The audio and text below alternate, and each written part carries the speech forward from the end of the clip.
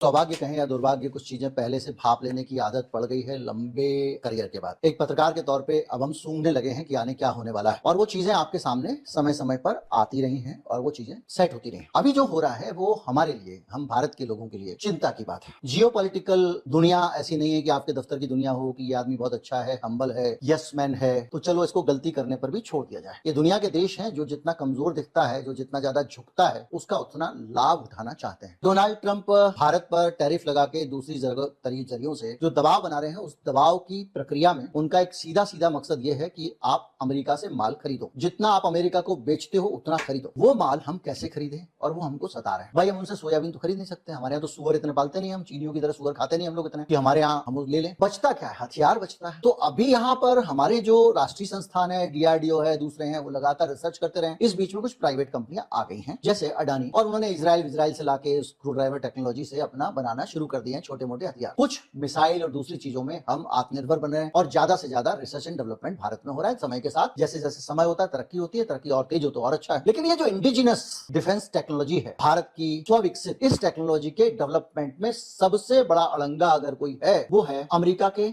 या दुनिया की हथियार की ताकतों के हथियार। जब भी हम कुछ ऐसा करने चलेंगे उनको सबसे ज्यादा दिक्कत होगी। यही वजह है कि हमको टेक्नोलॉजी ट्रांसफर के नाम पे राफेल में टेक्नोलॉजी ट्रांसफर नहीं होने दी। उन्होंने बना बनाया बेचा, वह नाम सीख जाते हम कुछ बनाने लगते हैं। पहले हमने जब अपना विमान बनाया तो क्रायोजेनिक इंजन में दिक्कत आई। खैर, तो अब क्या है कि इस पूरे सिचुएशन के बीच में आप बड़ा सरल तरीके से समझें। आप पिस्तौल कब खरीदते हैं, आप कट्टा कब खरीदते हैं? जब आपको असुरक्षा का एहसास होता है अपने वातावरण में। याद कीजिए, जब चंबल में डाकू थे तो घर घर लोग बंदूक के लाइसेंस लेते थे। बहुत सारी बंदूकें हो गई थी गांव गांव में। जिसके पास जमीन नहीं है, दूसरे के खेत पे काम कर रहा है, वो भी बंदूक रखता है। असुरक्षा। तो अगर भारत असुरक्षित अनुभव करे तो उसको हथियार बेचना आसान होगा, क्योंकि अभी क्या कर रहा है वो स्वदेशी हथियार के नाम पे, इसके नाम पे आनाकानी कर रहा है। ट्रंप को खुश तो करना चाहते हैं, हमारा दोस्त है, लेकिन एक जस्टिफिकेशन भी तो चाहिए। अपने देश के लोगों को भी तो समझाने के लिए चाहिए कि भैया हम हथियार अमेरिका से क्यों खरीद रहे हैं, रूस का सस्ता है। तो जस्टिफिकेशन जरूरी है, हमको डर लगे। और ये डर कैसे पैदा किया जा रहा है, ये हम अपने आसपास के वातावरण में देख। डोनाल्ड बाबू ट्रंप ने आज एक बयान दिया और उसमें बाकायदा ठहर एक नाम घुसाया और ये कहा कि पाकिस्तान परमाणु परीक्षण कर रहा है, नए परमाणु बम विकसित कर रहा है। इसका मतलब साफ है कि हमारे पड़ोस में एक नया खतरा पैदा होने जा रहा है। उस नए खतरे का मतलब यह है कि हमको और ज्यादा इक्विप्ड होना चाहिए। एक तो यह हुआ कि हमको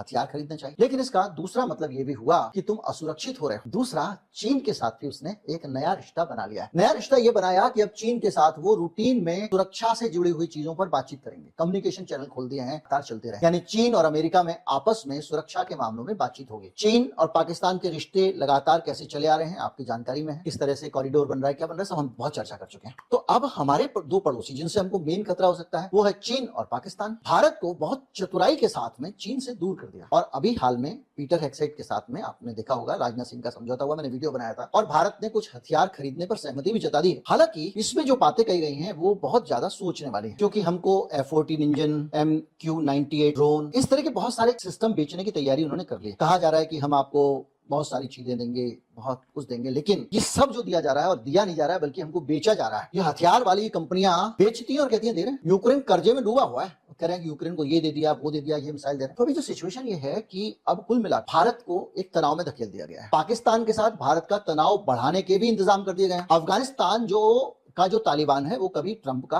सगा होता था, ट्रंप ने उसको वहां सत्ता में बिठाया। वो अफगानिस्तान पाकिस्तान पे हमला करने की तैयारी में है, और पाकिस्तान अफगानिस्तान पे अटैक कर रहा है, और इसके बीच में भारत को घसीटा जा रहा है। पाकिस्तान बार बार कर रहा है भारत कर रहा है, भारत कर रहा है, इसके पीछे भारत पाकिस्तान परंपरागत एक दूसरे के प्रतिद्वंदी है। आंकड़े बहुत हैं, जानकारियां बहुत हैं, लेकिन कुछ चीजें आपको साफ दिखाई देती हैं कि किस तरह से पाकिस्तान ईरान के भी नजदीक चला गया है। और ये सारी चीजें हमको ये बताती हैं कि हमारे आसपास एक वातावरण खड़ा कर दिया गया, ऐसा वातावरण जिसमें भारत को हथियार बेचने के लिए, हथियार खरीदने के लिए मजबूर किया जाए, और भारत की जो सरकार है ये कोई बहाना भी ना बना सके। अक्सर मैं आपको बताऊं क्या होता है, जब कोई दूसरे देश का राष्ट्राध्यक्ष हमारे देश के राष्ट्राध्यक्ष पे कोई दबाव डालता है तो उसके पास ये नहीं होता कि हम नहीं खरीदेंगे, जो करना है करो। उसको ये समझाना होता है कि भाई मुझे अपने देश में जाना है, हमारे देश के लोगों के बीच में इसको स्वीकार कराना है। अगर मैं आज करने जा रहा हूं, कल ऐसा नहीं हो तो देखो भाई जनता खिलाफ हो जाएगी, इसलिए जनता का भी ख्याल रखना है। तो अभी मैं आपसे हथियार नहीं खरीद पाऊंगा, कुछ समय रुक जाइए। तो वो एक ऐसा वातावरण तैयार कर रहा है जिसमें जनता खुद का हाँ और लाओ और लाओ और लाओ हथियार लाओ। मोदी जी जब से सरकार में आए हैं इस देश के लोग मुफ्त के अनाज में पल रहे हैं, काम धंधे चल नहीं रहे। रहे हैं, बिक्री बढ़ नहीं रही है, फैक्ट्रियां चल नहीं रही है, रोजगार का बुरा हाल है। और इतनी बुरी हालत में जो देश है तमाम सारे इंडेक्स में नीचे जा रहा है। तुम्हारा पासपोर्ट भी कम देशों में चलना शुरू हो गया, कम देश उसको स्वीकार कर रहे हैं, 85वीं स्थिति पे आ गए हम। तो उस सिचुएशन में मेरे देश के लोग सबसे ज्यादा हथियार खरीद रहे हैं। आज सोचिए, दुनिया का सबसे बड़ा हथियार खरीदने वाला देश, कोई भी राष्ट्राध्यक्ष हथियार ज्यादा क्यों खरीदता है? या तो देश में खतरा हो। भाई आप चीन के साथ भी रिश्ते सुधार के चल सकते हो, पाकिस्तान भी सुधार के चल सकते हो, खतरा तो इतना बड़ा है नहीं। आप बीच बीच में पंगे ले लेते हो अलग बात, मैं कुछ बोलूंगा नहीं, वरना देश के खिलाफ माना जाएगा, और जाहिर बात है वो देश के खिलाफ होगा भी, इसलिए कुछ बोलना नहीं चाहता हूं। पर पंगे लेना अलग बात। तो दूसरी सिचुएशन क्या है? एक तो खतरा हो तब आप हथियार ज्यादा खरीदते हो, या फिर आपके देश के जो खरीदार वो